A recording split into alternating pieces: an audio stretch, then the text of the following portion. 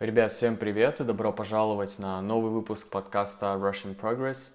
Сегодня у нас очень важная и интересная тема – это мат в России. И сегодня я постараюсь не произнести ни одного матерного слова. У нас сегодня будет в общем о том, как мат произошел, какие основные слова, я попытаюсь вам объяснить какими-то другими словами, и какая у нас ответственность в России за использование матерных слов, и как можно его заменить. В конце мы обсудим также, стоит ли его вообще использовать или нет. Спойлер – да. И да, кстати, этот выпуск подкаста с полной транскрипцией, и к нему также прилагается видео, которое вы можете найти на Патреоне. Ссылочка в описании. Итак, начнем со слова мат. И да, почему вообще я не хочу произносить мат? Потому что я думаю, что это может как-то негативно сказаться на рейтинге подкаста, поэтому, и также не все, возможно, хотят слышать мат. Поэтому все, что связано с матом, именно с самим матом, я буду публиковать на Патреоне. Там уже есть видео про мат, и все, что будет с ним связано, я буду публиковать там. Но сегодня у нас просто о мате. Итак, мат. Как можно вообще называть мат? Мат у нас можно называть различными словами. То есть это ругань, это матерщина, это нецензурная лексика, абсцентная лексика и так далее. То есть названий куча, но, как правило, это мат, либо брань. Или если вы пишете дисклеймер, если вам это пригодится на русском писать дисклеймер о мате, то вы пишете нецензурная лексика, содержит нецензурную лексику. Как мат произошел? Вообще, откуда слово мат? Мат, по одной из версий, это слово произошло от слова мать, и связано это с тем, что ты, когда материшь кого-то, ты посылаешь к матери, пошел к матери, да? Отсюда и происхождение. Сразу скажу, что я не историк, я могу заблуждаться, но это, в общем, информация, которую я прочитал в интернете. И сейчас я могу вам прочитать определение мата в Википедии. Русский мат – матерный язык, матерная ругань, матерщина, устаревшая лая матерна. В русском и близких нему языках бранные слова и выражения, употребление которых не допускается общественной моралью, предназначенные преимущественно для оскорбления адресата или отрицательных оценок людей и явлений. И здесь я бы добавил, что не только отрицательных, но и положительных мы тоже используем для этого мат.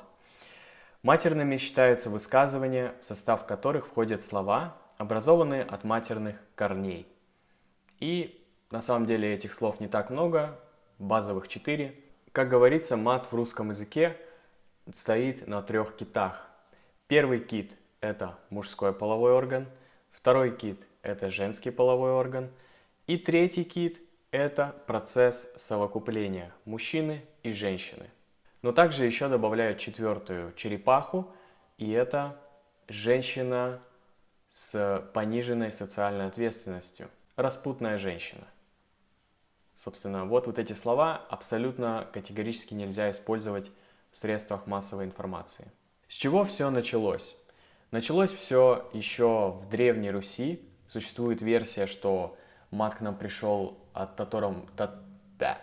татаро-монгол, но это, как пишут в интернете, это заблуждение. На самом деле мат использовался еще в Древней Руси, в Новгороде, на новгородских берестяных грамотах, то есть документах из коры березы писали мат. И тогда в Древней Руси в основном использовали мат в всяких языческих обрядах. Изначально мат не считался матом, то есть это были просто обычные слова, и только когда Россия, Русь приняла христианство, стала православной в дальнейшем, уже мат начали пресекать, использование мата начали пресекать. Самые эти грубые слова, которые связаны с половыми органами и так далее, они заменились на аналоги какие-то из латыни и не только из латыни. Далее в 18 веке уже окончательно разделили литературный язык и мат.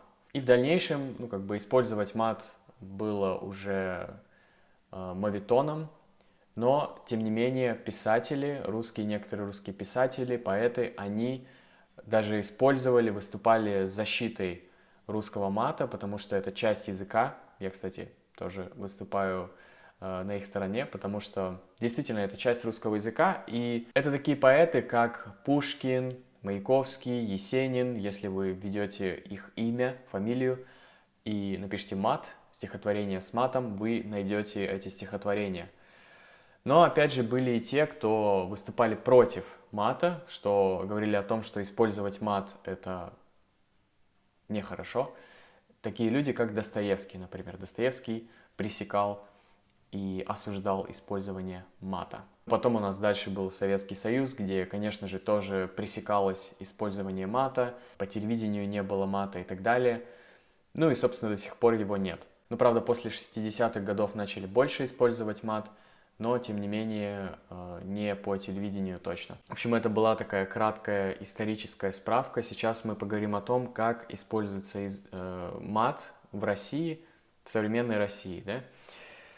Мат у нас сейчас повсеместно используется людьми на улице, в общении между друг другом. То есть, понятно, это зависит от ситуации, от контекста, от человека, с которым ты общаешься, насколько он близок и насколько ты хорошо или плохо относишься к мату. Но в целом это абсолютно нормальная часть русского языка, как и во всех остальных языках он используется, и это нормально. Очевидно, что по телевидению ты не услышишь никакого мата, и у нас даже запрещено использовать мат в СМИ, в средствах массовой информации.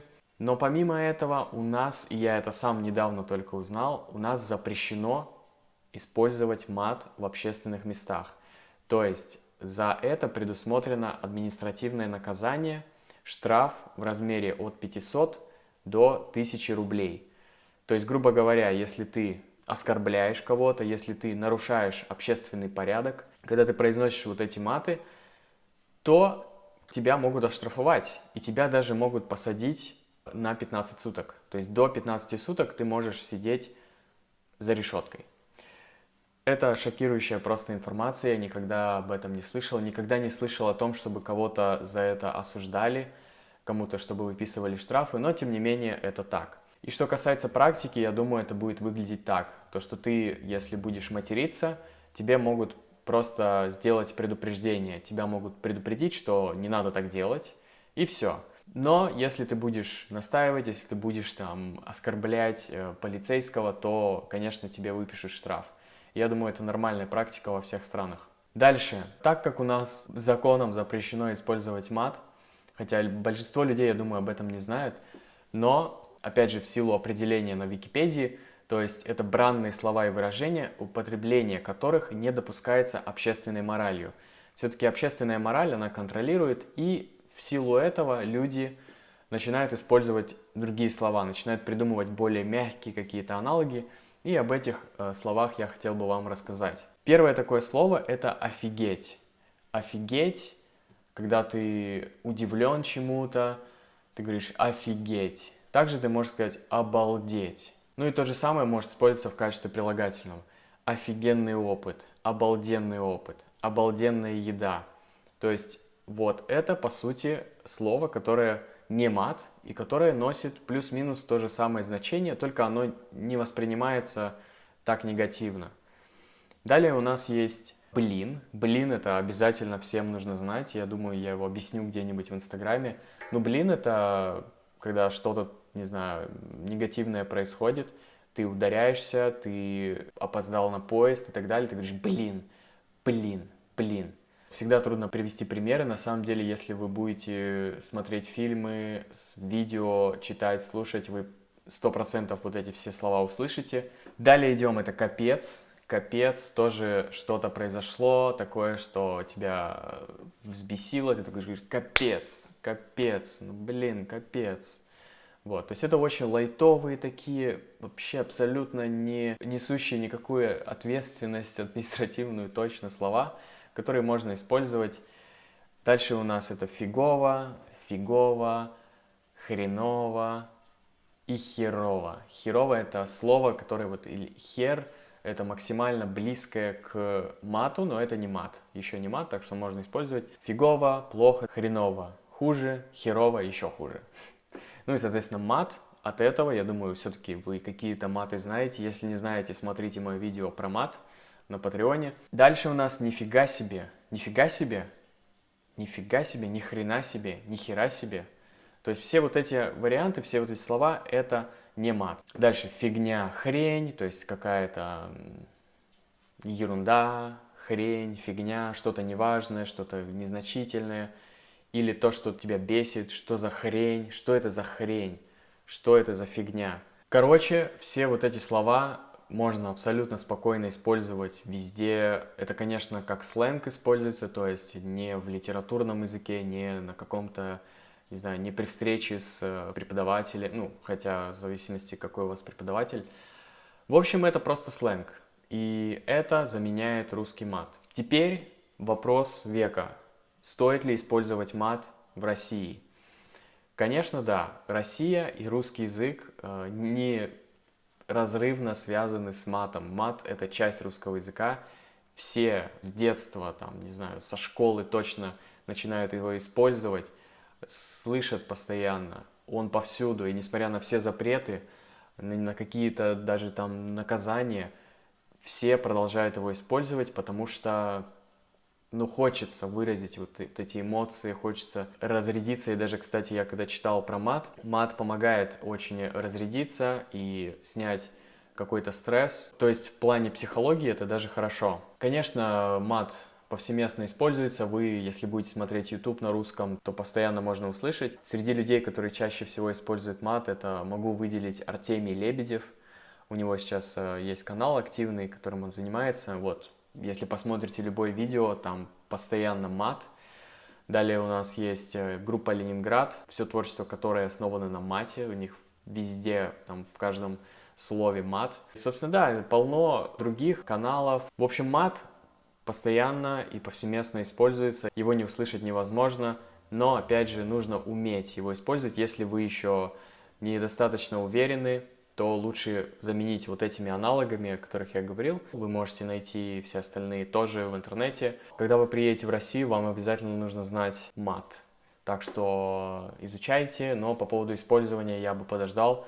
Нужен довольно высокий уровень, чтобы чувствовать вот все нюансы русского мата. И я думаю, мы запишем еще со Стасом, с моим другом, мы запишем еще один выпуск подкаста, в котором мы и стихи прочитаем с матами, и расскажем, как это все используется, какие самые популярные слова, расскажем просто предложения есть только из матов, и русские воспринимают это. То есть посмотрим, как вы это воспримете. И все это будет на Патреоне, так что заходите на Patreon, поддерживайте проект, и мы с вами услышимся в следующих выпусках. Пока!